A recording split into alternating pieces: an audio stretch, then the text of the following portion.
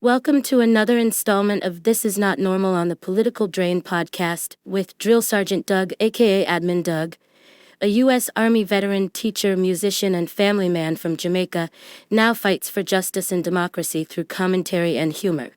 Follow him on YouTube at Political Drain and at Sons of Liberty Official as Drill Sergeant, aka Admin Doug, continues to protect our freedoms.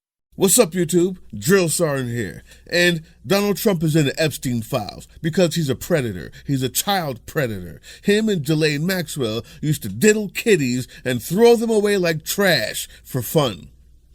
And just in case the rest of Congress forgot about it, we're going to be joining Cliff Cash and a few other people in D.C. on September 2nd. When they come back from their recess. And maybe you want to come join us down there. We'll have more on that in subsequent videos. But now, the story.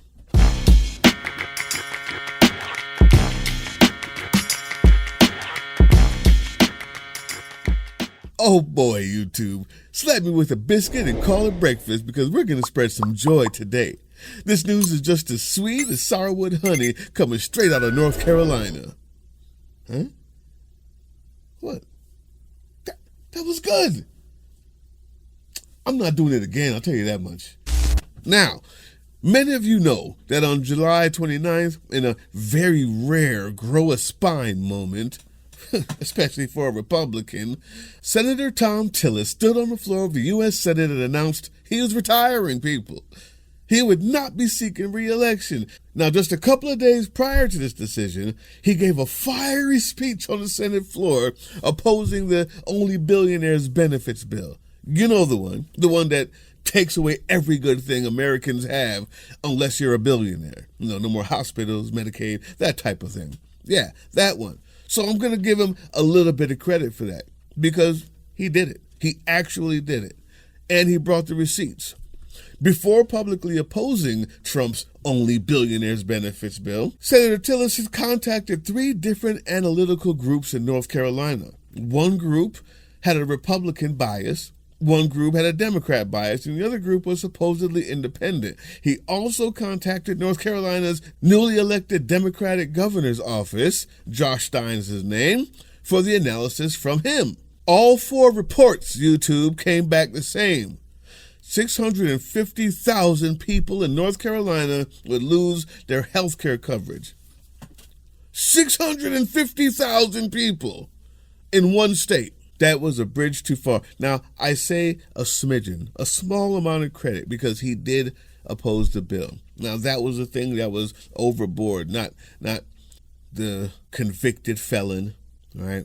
Not destroying FEMA, not getting rid of DEI and oppressing black and brown people at all costs, not throwing immigrants and citizens in jail and sending them to El Salvador. But this is the one thing, fine. So I'll give him that little bit of credit. Almost immediately after this guy voiced his opposition to the Only Billionaires Benefits bill, in true Trumpian fashion that we've all known and come to love so well, Donald Trump started attacking Republican Senator Thom Tillis. Trump even threatened to primary him, and Tillis folded like a day later. That's it. He said, I had enough, I'm retiring. So, Democrats' phone lines and emails blew up with excitement. This was huge. This meant that now there's an open seat, an open Senate race that maybe you can help to do a little bit of glue in that slim gap between you and the Republicans in the Senate. And after the initial excitement from all of that, Democrats were faced with the obvious question, people. Who could they get to run for this seat? What candidate might they enlist that possibly had experience in government offices, right? High name recognition, which is necessary, let's just be honest, and a high favorability rating, which is hard, being that the Democrats have just pummeled in the ratings as they've become more feckless in laying down for a fascist state. But we're not talking about that. This is good news. One name kept coming up, people. Former 2-term Governor Roy Cooper. Yes, everybody loved him. Everybody loved him. I'm talking about Republicans MAGA, everybody, because he just did a good job. What was he doing since he left the governor's office? Turns out this guy was involved in a teaching gig at Harvard. Harvard University. He's teaching an 8-week course at Harvard about government. It doesn't get any, for me, it doesn't get any better than that. Like, you leave one service job and go to another. As a teacher myself, I'm enthused. I'm enthused about this news. You should be too. At first, he was thought to be uncommitted, right? That he wasn't going to run for the seat. Like, well, I don't know, because he knows how filthy and disgusting it is. Wading through the muck and the sewage out there in Washington, D.C., while indecent people genuflect and pray to an orange god and tell the rest of the nation how unchristian they are.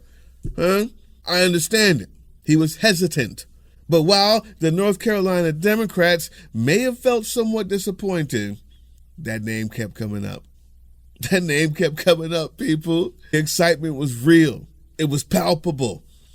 You could almost hold it in your hand and feel it, YouTube. And you could experience it in the ton of articles written by Democrats in the newspapers all over the states. And shortly thereafter, this happened. It wasn't always this hard, because being in the middle class meant something. You could afford a home. Your kids went to good schools. Your job paid enough to cover the basics, and most summers you could get away for a few days. For the most part, life was pretty good. I'm Roy Cooper, and I know that today for too many Americans, the middle class feels like a distant dream. Meanwhile, the biggest corporations and the richest Americans have grabbed unimaginable wealth at your expense. It's time for that to change. I grew up in Nash County working on the farm every summer. My mom was a public school teacher, my dad a small-town lawyer and farmer. It's where I started my family, taught Sunday school for years, and started my law practice that helped everyday people and small businesses. When you made me your attorney general, I prosecuted criminals and took on scammers, big banks, and drug companies. When you made me your governor, we balanced the state budget every year and worked with Republicans to raise teacher pay, recruit thousands of better-paying jobs, and expand Medicaid to more than 650,000 working North Carolinians. But right now, our country's facing a moment as fragile as any I can remember. And the decisions we make in the next election will determine if we even have a middle class in America anymore. I never really wanted to go to Washington. I just wanted to serve the people of North Carolina right here where I've lived all my life. But these are not ordinary times. Politicians in D.C. are running up our debt, ripping away our health care, disrespecting our veterans, cutting health for the poor, and even putting Medicare and Social Security at risk just to give tax breaks to billionaires. That's wrong, and I've had enough. I've thought on it and prayed about it, and I've decided I want to serve as your next United States Senator. Because even now, I still believe our best days are ahead of us. I love North Carolina, and I know you do too. I need you to be with us, and I can't wait to see you out there. And just like that, North Carolina Democrats' dream had come true. Roy Cooper is running for Senate. Once again, Democrats' phones and emails started blowing up, people. But not just in North Carolina. You see, this kind of excitement was quickly spreading across the entire country. Donations to Cooper's campaigns just started pouring in. He's raised over $3.4 million in the first 24 hours. A record amount for North Carolina, that is. Okay? Even Governor Pritzker from the great state of Illinois, my old state, flew in to celebrate with Democrats at Governor Cooper's announcement ceremony. But you want to know more, YouTube. You want to know who this guy really is, why the people of North Carolina love him so much, and why the Democrats are so daggone excited. So, I got you. Let's dive in, shall we? Now, Roy Asbury Cooper III.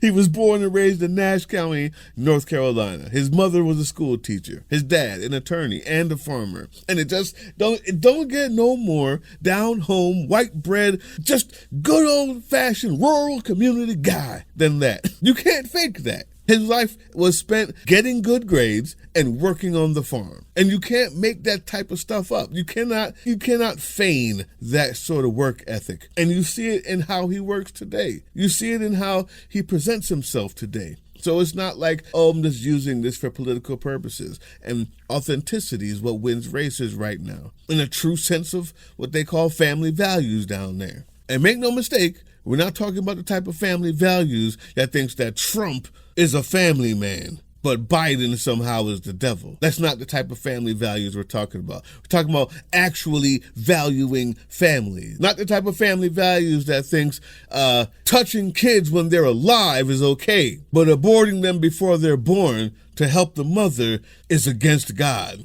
Not those type of fake-ass family values. Real ones, okay? Roy Cooper possesses a strong, indisputable, and unwavering moral compass that defines the difference between what's right and wrong. And yes, he has a strong sense of faith when nobody's watching and when they are. That's called integrity. That's actually him. That's actually him. Guy who leaves the governor's office and goes to teach at Harvard. He doesn't go to a lobbying firm. The man has a long-standing membership in his local Presbyterian church. It's an asset. Anyway, Roy Cooper's accomplishments as governor of North Carolina are so many and so diverse.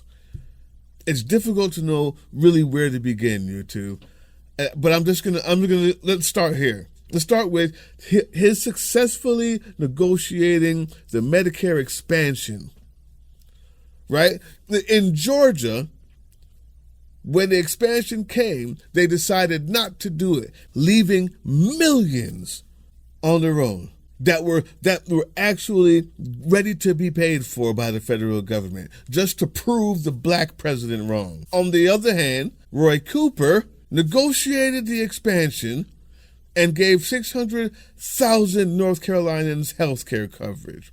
He did this after the previous Republican governor had said that North Carolina will never expand Medicare under Obamacare, just like the other racist governors of the South said. He also relieved over $4 billion in medical debt for 2 million low-income people. He secured over $835 million for mental health care treatment.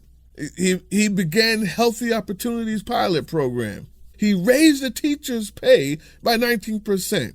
He invested more than $1 billion in early child care centers and expanded pre-K. Yeah. He created more than 640,000 good-paying jobs.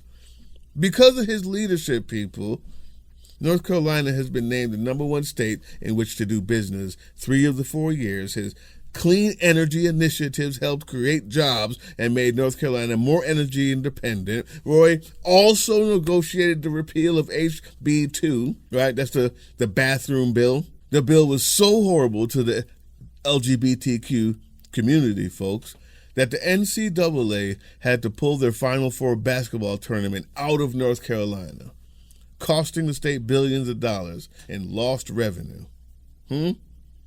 After Hurricane Helene devastated western North Carolina with widespread and massive flooding, Governor Cooper established the North Carolina Office of Recovery and Resilience, and he led the delegation to D.C. to request $25.57 billion in federal aid. That little bit that he was asking for life-saving federal aid was approved by Biden. But all you disgusting, filthy, black-hearted, nasty MAGA Republicans, regular Republicans, and just straight-up racist white people who would chop off your own nose to spite your face, voted in the guy who would cut it after it was already approved by Biden. Yeah, Trump cut it.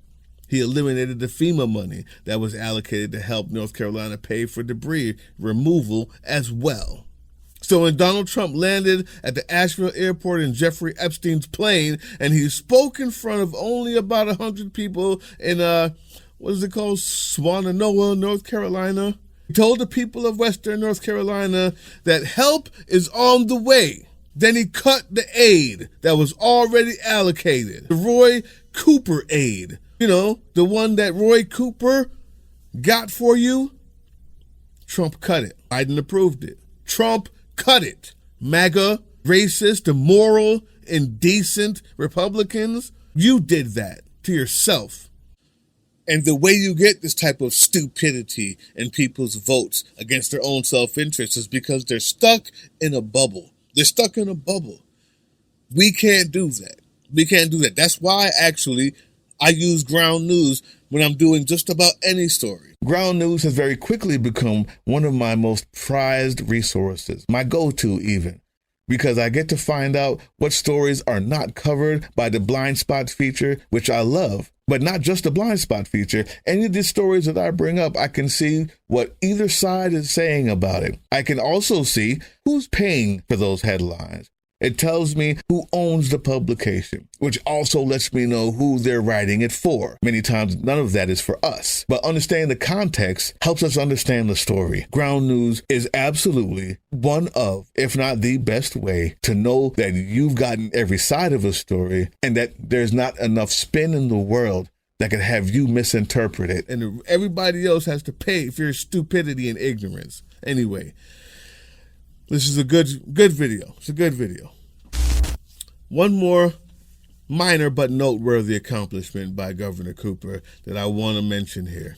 His last year in office, he established a North Carolina music office. As a music teacher, this means a lot to me. This means a lot to me. This makes North Carolina one of the only handful of states that now have a state-funded office dedicated to supporting local musicians, music education, and the expansion and advancement of a music industry in North Carolina.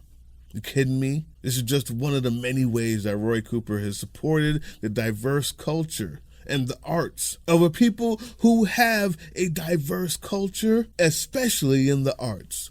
North Carolina, yeah, it's deep with musicians. And the type of forward thinking, the investment in something like that shows me really who he is.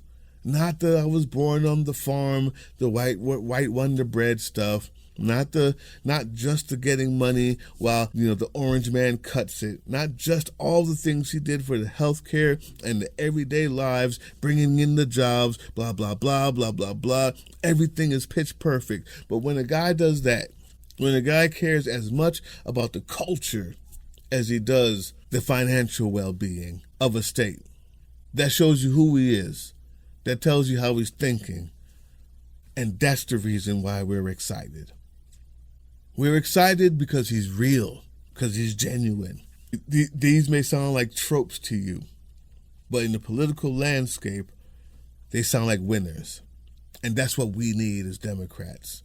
Okay? It can easily be described as a human embodiment of the concept of the true Southern gentleman. That's why South Carolina, MAGA, Republicans, Democrats alike, loved him.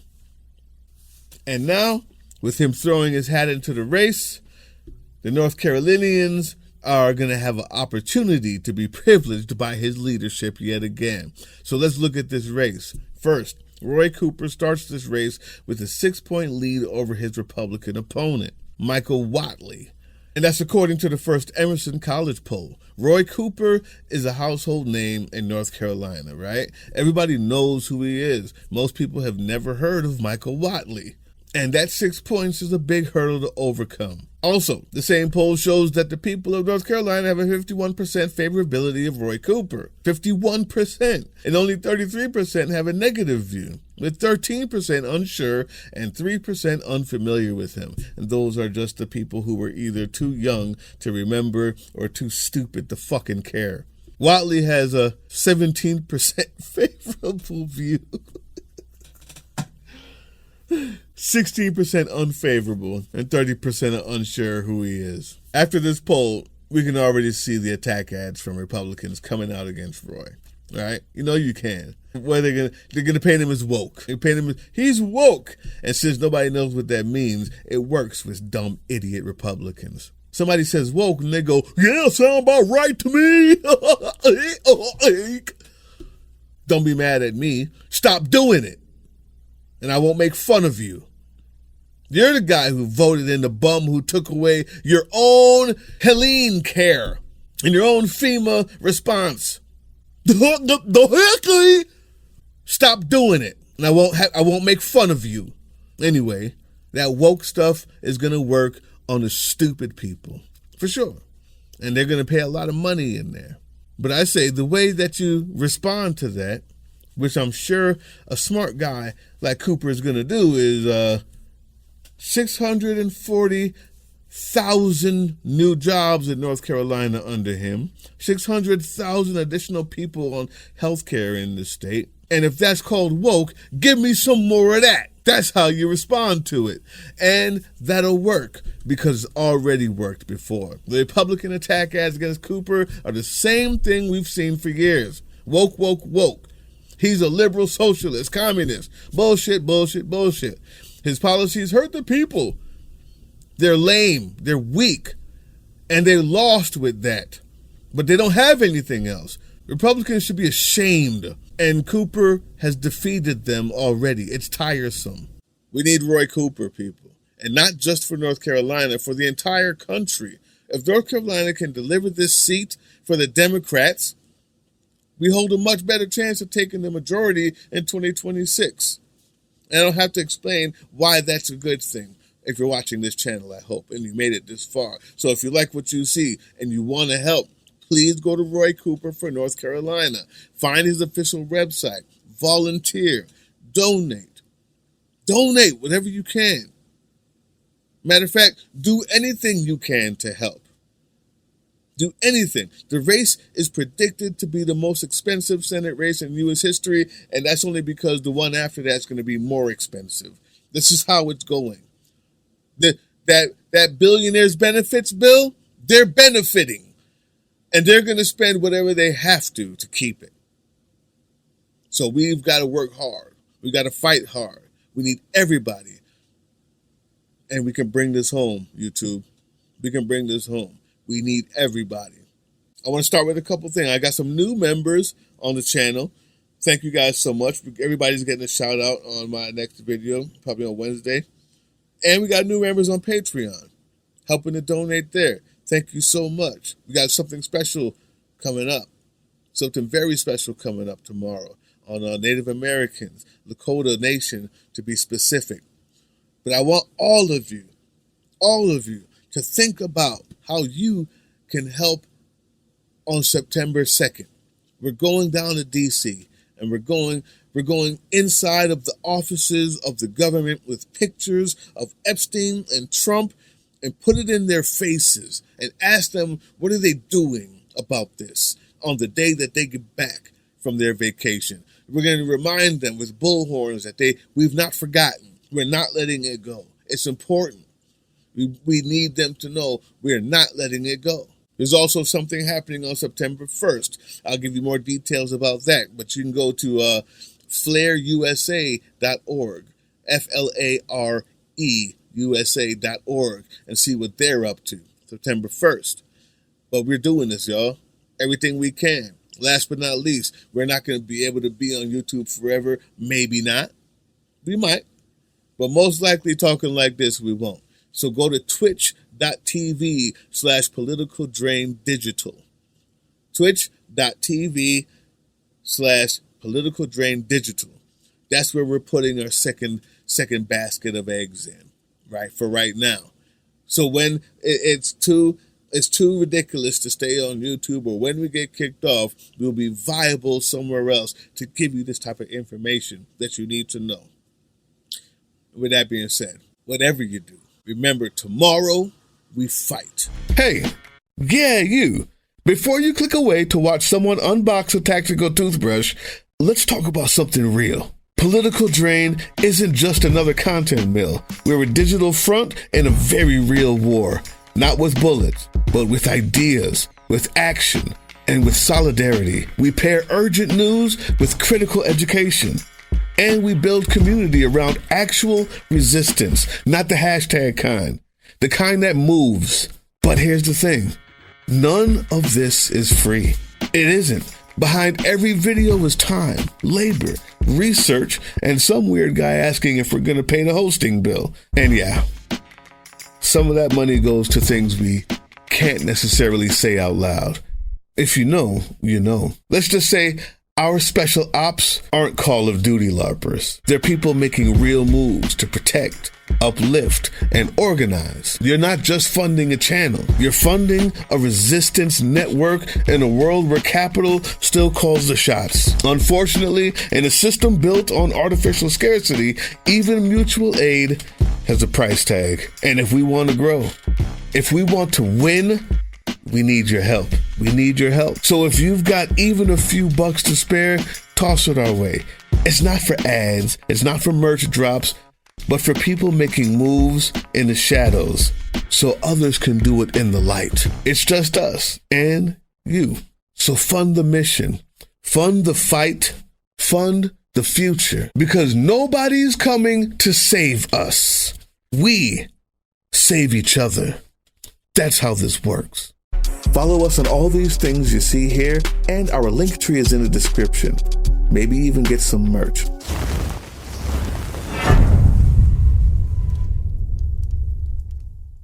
That was the Political Drain podcast, which can be heard on www.groovechillradio.com/political-drain and can be viewed on the Political Drain YouTube channel anytime.